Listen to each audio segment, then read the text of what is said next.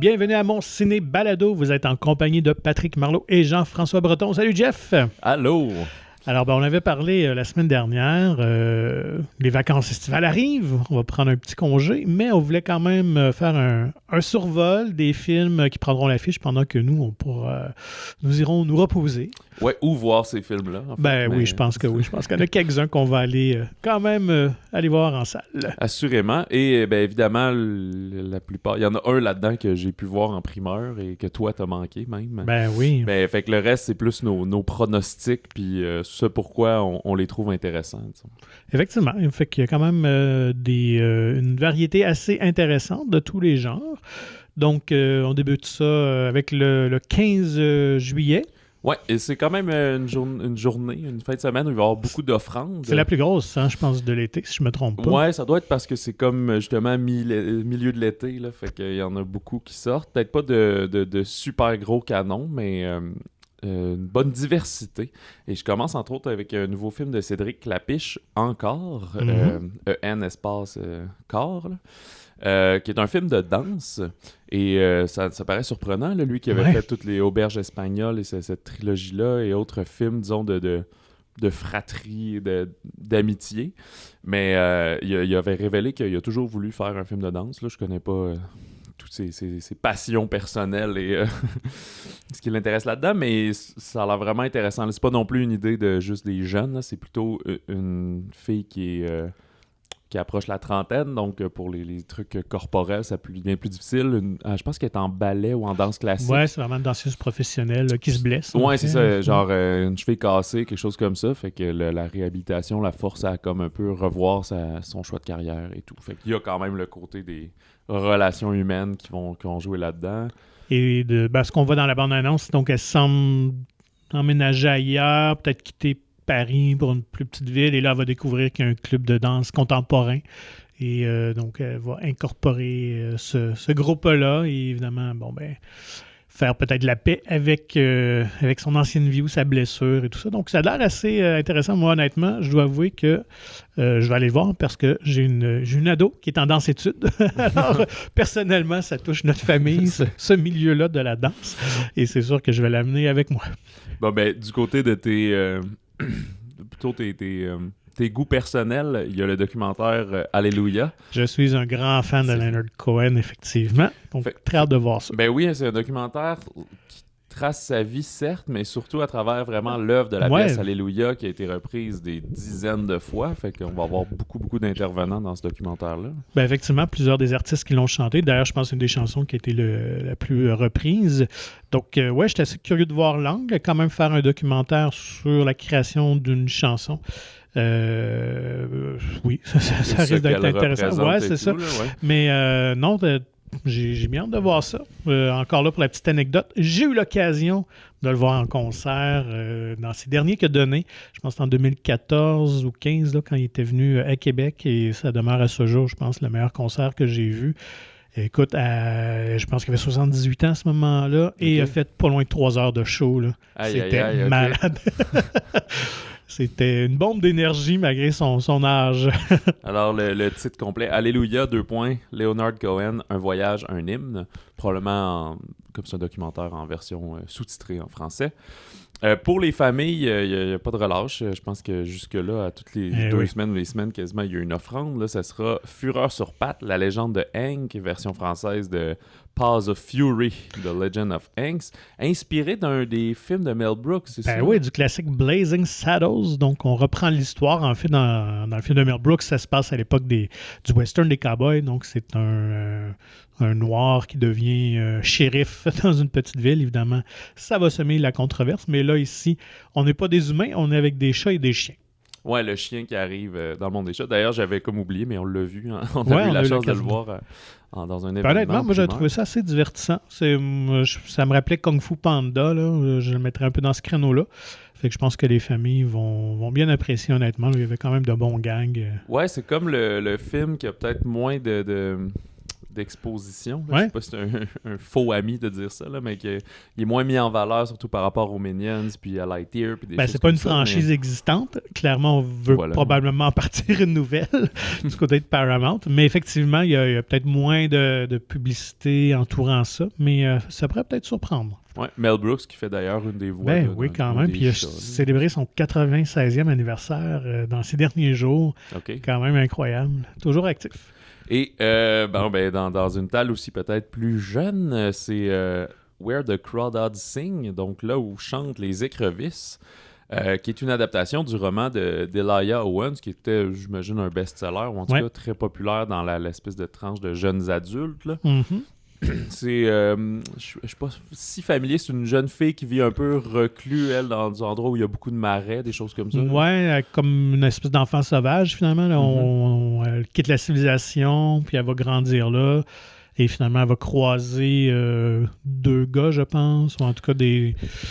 c'est qu'il y a une histoire de meurtre. Ouais, c'est ça. Un des deux est retrouvé mort et finalement, les autorités vont accuser elle. Exactement, parce que c'est l'enfant bizarre. Mais effectivement. Fait que, mais je pense que ça va être très populaire. Ça, on en parlait avec X-Men, c'est Taylor Swift qui a composé la chanson originale, puis qui a je pense, insisté pour travailler sur ce projet-là. C'est une œuvre qui l'a marqué elle aussi. Et c'est produit par Reese Witherspoon, pardon. Que j'ai remarqué qu'elle produit de plus en plus. Depuis 2014, là, peut-être 1 ou 2 ans, mais elle en a vraiment beaucoup en production. Peut-être pas toujours executive producer, mais... Et elle adapte beaucoup de romans littéraires aussi. Donc In the Wild, qu'elle avait joué dedans. Puis Into the Wild. Non, c'était juste... Wild, non, parce qu'Into the Wild, c'était lui de Sean Penn. Effectivement. C'est juste Wild. Wild, c'est ça. Puis c'est Jean-Marc Vallée. C'était-tu Vallée ou c'était... Ou Philippe Falardeau? Falardeau, je pense, ouais. Mais non, c'était pas un des deux. C'était pas Vallée.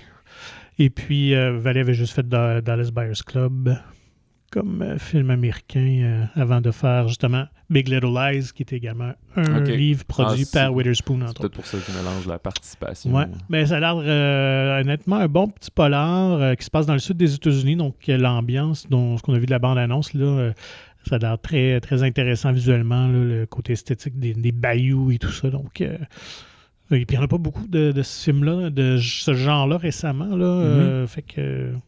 Ça peut être intéressant pour les amateurs du genre. Ouais, je repensais à...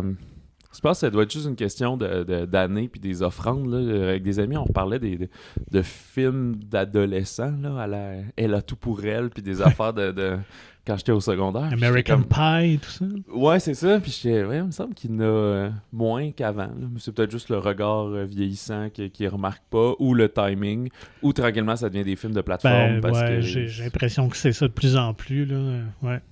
C'est la vie. C'est pas des films grandioses, c'est juste des films qui ont marqué certaines générations. C'est clair. Chaque génération a sa comédie d'ado fétiche. Et si on poursuit, deuxième film québécois de l'été à sortir un mercredi, ce sera Confession de Luc Picard, qui est aussi attendu depuis un certain temps. Là, je pense que le film devait prendre l'affiche peut-être l'été dernier ou quelque chose comme ça. Et voilà, pandémie et mouvement de calendrier, fermeture de cinéma. C'est le 20 juillet. Qui va prendre l'affiche, Luc Picard qui réalise et qui interprète le rôle principal, celui du tueur à gages Gérald Galland, qui avait travaillé pour les motards, on est quoi, dans les années 90, je pense, à peu près. Un des plus prolifiques, là, comme si c'est positif, là, mais une dizaine de meurtres. Il y avait un pas pire tableau de chasse. Là. Exact, puis qui est un personnage quand même très singulier où c'est quelqu'un qui bégaye, qui a beaucoup de colère en dedans, mais qui a l'air d'un petit monsieur tranquille. Que lui-même c'est lui qui narre aussi un peu l'histoire en la contant. Qu'il y a comme un peu son front avec une petite femme tranquille dans une petite maison, mais finalement, c'est lui qui va faire une coupe de meurtre dans l'apogée de la guerre, là, Rock Machine puis Hells Angels. D'ailleurs, son histoire ressemble un peu à celle de Charles Brandt, qui était celui qu'on voyait son histoire dans The Irishman, avec Pacino De Niro, où c'était la même chose. De Niro, qui était tueur à gages pour la mafia, était marié, avait une enfant, puis c'était comme un travail comme un autre. Là, il recevait l'appel, il allait exécuter quelqu'un, il revenait à la maison. Il faisait pas de vagues, donc c'est quand même intéressant de voir ça. Puis Sandrine Bisson au générique. Qui, toujours excellente. Oui, exactement. Elle fait pas sa femme, mais plutôt une amante qui va avoir pendant une bonne partie. David Lahaye aussi, qui fait ben, c'est un homosexuel dans le clan des motards. Là. J'ai juste un blanc si eux, ils sont des Rock Machine, des Hells. Je suis plus certain. Je pense qu'ils sont des Hells. Non, parce qu'ils veulent... Non, ils veulent faire un complot contre Mom Boucher et tout. Fait qu'eux sont des Rock Machine à ce moment-là. J'essaie de me souvenir de tout ça. J'étais quand même jeune. Puis... Ouais, c'est ça. Fait que David Lahaye est très, très singulier. Lui qui est comme en opposition. On voit leur petit clan tissé un peu plus serré. Fait qu'il y a beaucoup de meurtres là, qui font équiper ensemble. Puis lui qui va s'habiller en femme puis être plus flamboyant dans son approche. Alors que Galant est plus comme non, j'ai ma casquette, j'ai ma méthode, j'ai toujours 2 guns. Au cas où le premier marche pas, j'arrive, je fais ça. Puis c'est quand même fascinant. C'est pas du... Tu sais, c'est pas comme dans les films d'action, là, je prends un sniper, je me mets au 16e étage, puis là, j'attends qu'il sorte de la... C'est comme, non, je rentre dans un restaurant, je vais dessus, je dis « Hey », puis 8 balles dans le corps, puis je m'en vais, mais tu laisses aucune empreinte, puis c'était une époque où il n'y avait pas de caméra de sécurité vraiment, et des trucs comme ça. Fait que le monde est juste terrorisé, se cache en dessous des tables, tu t'en vas, c'est fini, personne ne le saura jamais. Ah non, c'est un monde assez fascinant, tout ça, et ce genre de films-là m'intéresse toujours. Toujours... intéressant à voir les dessous un peu du crime organisé, de voir comment des gens peuvent tuer sans afficher aucun remords ou avec froideur. C'est ça. Et c'est ce qu'on présente aussi dans le film, beaucoup ce côté-là, parce que Luc Picard a regardé énormément de vidéos de vidéos d'archives de Galant, exactement, quand il était tout en entrevue... j'oublie toujours ce mot. En interrogatoire, c'est ça exactement. Avec la police. Puis ça vient de la biographie, ou en tout cas écrite sur... livre d'enquête. Là, ouais, c'est ça. Galant, tueur en série, quelque chose comme ça. J'ai oublié le nom du scénariste, mais c'est un scénariste connu au Québec. Je m'en excuse. Fait Confession, qui va être très gros film, je pense, cette année, très attendu. Et quelques jours plus tard, je pense que c'est le film que j'attends le plus de l'été. En fait, Confession l'est aussi, mais je l'ai déjà vu, mais je vais visiblement aller le revoir, parce que ça fait déjà quelques mois. Mais c'est le vendredi 22 juillet, le nouveau film d'horreur de Jordan Peele, Nope, ou en français au Québec, Ben non. Et qui nous mène dans une espèce de... plus un côté désertique des États-Unis, là, style Arkansas ou quelque chose comme ça. Nouveau-Mexique peut-être. Avec une présence extraterrestre, finalement, dans ce petit bled de personnages bien singuliers. Ben oui, ça semble être son film hommage au Close Encounters of the Third Kind de Steven Spielberg, donc invasion extraterrestre, mais à quelle échelle et comment. Moi aussi, c'est le film que j'ai le plus hâte de découvrir. Jordan Peele s'est comme rendu un peu... un événement, un peu à la manière du tournant des années 2000 avec M. Night Shyamalan. On attendait tous son prochain film. Donc, j'avais adoré Get Out. Je dois avouer que Us, moi, m'avait laissé un peu sur ma faim. Je sais pas, toi, pour ta part, si t'avais super trippé. Je trouvais l'idée puis le message dedans intéressant, mais c'était pas le film le plus surprenant. Ouais, moi j'avais aimé le punch, mais c'était surtout la mythologie créée pour justifier le punch. J'avais vraiment juste trouvé trop gros, là, puis improbable, là, fait que... Mais sinon, c'est indéniable qu'il y a un talent de réalisateur, de conteur, là, c'est certain. Par contre, moi je pense qu'il faut juste garder une certaine réserve, puis c'est pas pour rien enlever, puis ça arrive avec plein d'artistes en cinéma, en musique.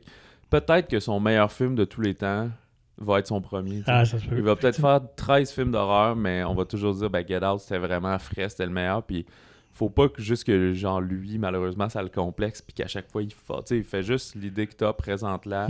Les gens apprécient tes trucs, mais faut pas toujours attendre que le suivant soit le meilleur. Des artistes que c'est comme ça, là, sont rendus à 5 albums, mais le premier c'était le meilleur, c'était une vibe, ça faisait 10 ans qu'ils travaillaient en secret sans qu'on sache c'est qui.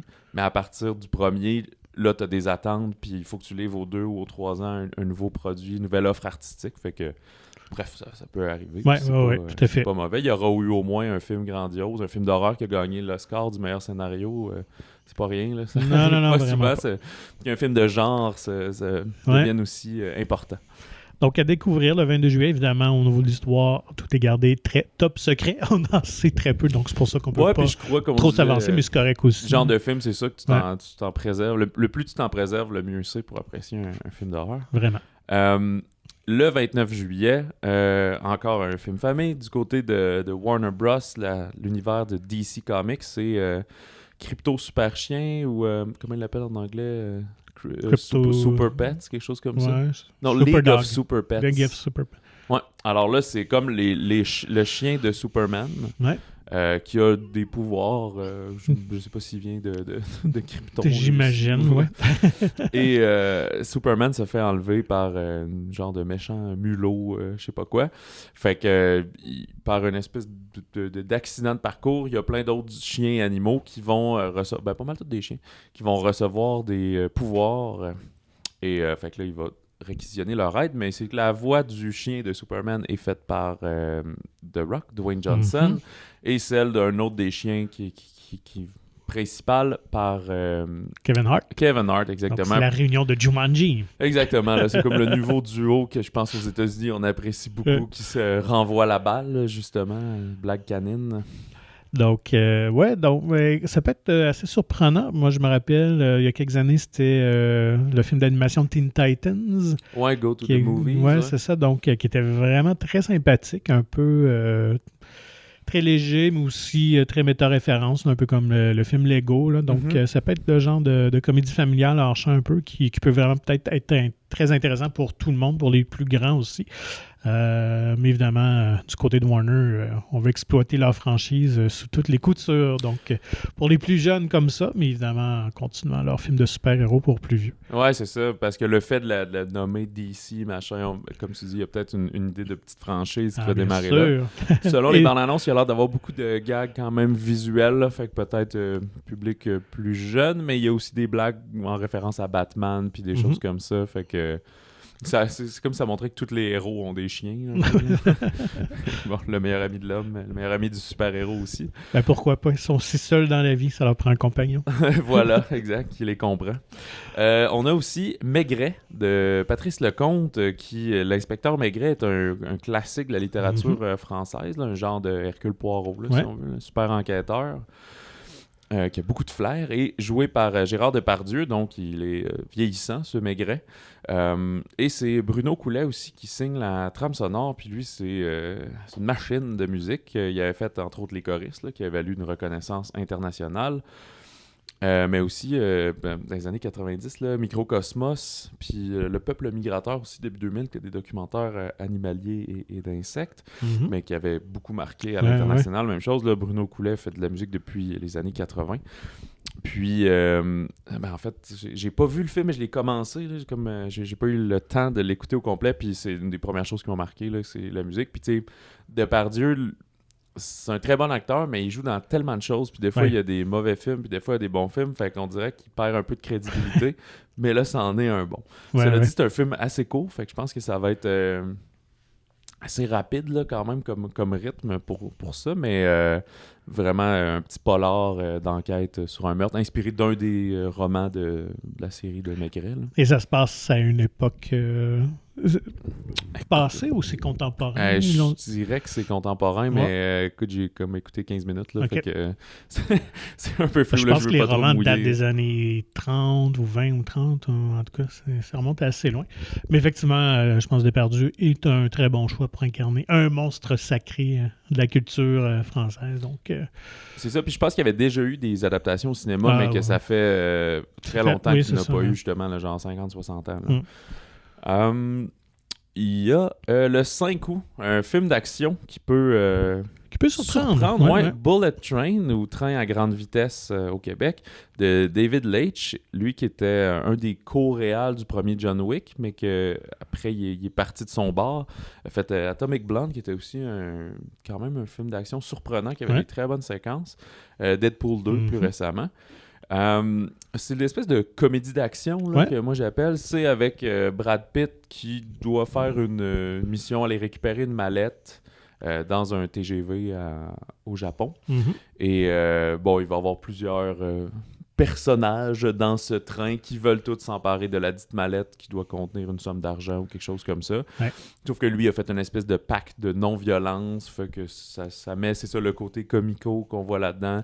Tous les personnages aussi ont des bouilles assez singulières, des looks uniques et excentriques. Ils sont assez très colorés, effectivement. Et peut-être comme référence, on peut penser au film de Guy Ritchie comme Lock, Stock and Two Smoking Barrels, Snatch et tout ça. Là, avec, beaucoup des de malfrats. passé, je rencontre quelqu'un, flashback, qu'est-ce qui s'est passé, on revient au présent.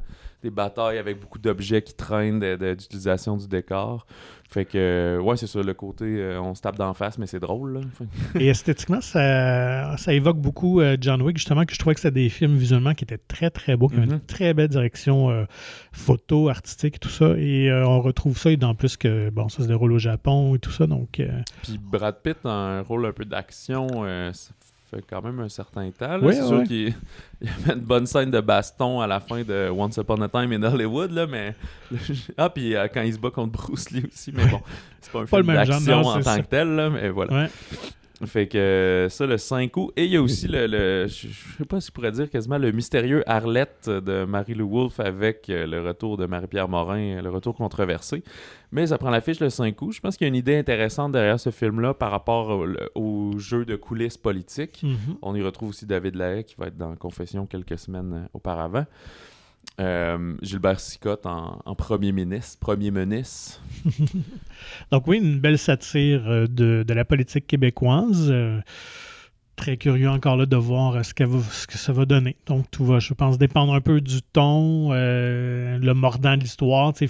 Ce genre de film-là, il faut quand même que ça soit un petit peu, avec un peu de crunchy. Faut que ça soit... faut l'assumer. Ouais, c'est ça. Fait que c'est un peu trop à l'eau de rose, je sais pas trop. Parce qu'encore là, c'est très cryptique. On a vu une bande-annonce, mais ça pourrait être un des films québécois intéressants. Jusqu'à date, honnêtement, on a une très très bonne année. Donc espérons que ça se poursuit. On a le 12 août. Les Tricheurs de Louis Godbout, encore un peu une comédie noire, si on veut, de personnages qui peut rappeler un genre à prime abord de Québec-Montréal. Là, dans le fond, 4 personnes qui se retrouvent sur un foursome de golf. Il y en a peut-être 2 qui se connaissent, les 2 autres ne se connaissent pas. C'est qu'il y a Christine Beaulieu, Benoît Gouin, Steve Laplante, puis Alexandre Goyette, c'est ça? Ouais. Fait que tous des personnages différents. Je pense que ça peut être intéressant. Ça a l'air d'avoir été tourné l'été dernier, peut-être en mode COVID. C'est pour ça que je pense qu'il y a un tournage réduit. Mais je crois qu'il y a quelque chose d'intéressant. Puis tu sais, j'aime vraiment beaucoup Steven Laplante. Oui, tout à fait. Son interprétation de personnage, j'aime bien ça. Je sais pas si non, je vais dire tout simplement comédie de golf, il y en a rarement. Donc c'est un sport quand même assez populaire et aimé. Donc reste à voir c'est ça. Je pense pas à quel point les blagues vont être autour du golf comme un Happy Gilmore, hein, mais plus sur la situation de genre quarantenaire et de peut-être personnes un peu parvenues et autres. Et dans le genre de comédie peut-être un peu plus légère, il y a J'adore ce que vous faites, un film français qui met en scène Gérard Lanvin dans son propre rôle, qui s'apprête à tourner un film réalisé par un Antoine Bertrand, mais à l'accent français, là, mettons, là, parmi ses rôles qui s'est pour ouvrir sa carrière en France. Et il y a un humoriste, Artus, je pense, qui, dans la vie, est un humoriste, mais là-dedans, joue un simple païen qui le rencontre et devient genre starstruck devant lui. Il dit « Je peux-tu aller assister à des bouts de votre tournage? » Fait que c'est juste l'espèce de relation qui commence entre Lanvin qui veut prendre ça au sérieux parce que c'est son travail et c'est un gros film, puis l'autre qui est toujours dans ses pattes. Le fan obsessionnel. Exactement, tout à fait. Donc, je pense pas que ça va virer comme The Fan avec c'est Robert De Niro puis Wesley Snipes. Ouais, c'est ça, exact. Là. Non, je pense pas que c'est ce suspense. Non, je pense qu'on est encore là une petite satire du monde du cinéma. Après ça, arrive au 19 août. Normalement, on devrait être de retour en selle, mais au cas où, peut-être les plus gros films au niveau action, on a Idris Elba qui va tenir la vedette du film Beast ou La Bête, qui va affronter une couple de lions mangeurs d'hommes. Fait qu'un suspense d'action où il faut se réfugier dans des voitures et est-ce que même cela serait suffisant pour nous protéger? Ces films-là, si tu vois, c'est tout ou rien. Ouais. C'est soit il y a quelque chose de frais puis on y croit, ou soit on est juste dans la recette classique puis c'est un hamburger qui a pas de l'air de ce que c'est la photo du menu, mettons. Bien dit. Et du côté reconnaissance internationale, Un été comme ça de Denis Côté qui avait joué à la Berlinale il y a quelques mois, Denis Côté est une figure de proue à l'international dans un cinéma de genre, hein, comme on dit. Des fois, il n'y a pas ça qu'on dit ça, mais c'est pas du tout le cinéma grand public. Dans un été comme ça, on est dans une maison de repos où il y a 3 jeunes femmes qui explorent, disons, leurs troubles sexuels. On suit déjà un visa, là, probablement 16+, érotisme là-dedans.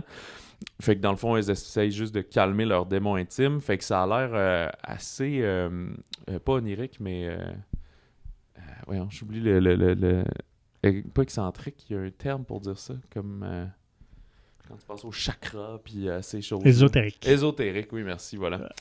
Fait que de cette façon-là, il y a un thérapeute de travailleur social bienveillant qui va les soutenir un peu, puis s'assurer que ça se calme. Fait que tu sais, c'est pas vraiment comme une...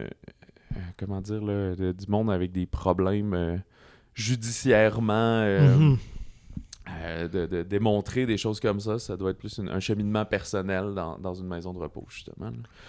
Donc, pour les amateurs de films répertoires et avertis. Et de Denis Côté. Et de fait Denis quasiment Côté. Un film par année, là, 2 ans, mais là, il y a une bonne séquence. Là. C'est probablement le plus méconnu des cinéastes d'ici pour notre le public québécois. Effectivement, tu mentionnais que ces films ont une belle visibilité à l'international, mais au Québec, demeurent toujours comme un peu dans l'ombre.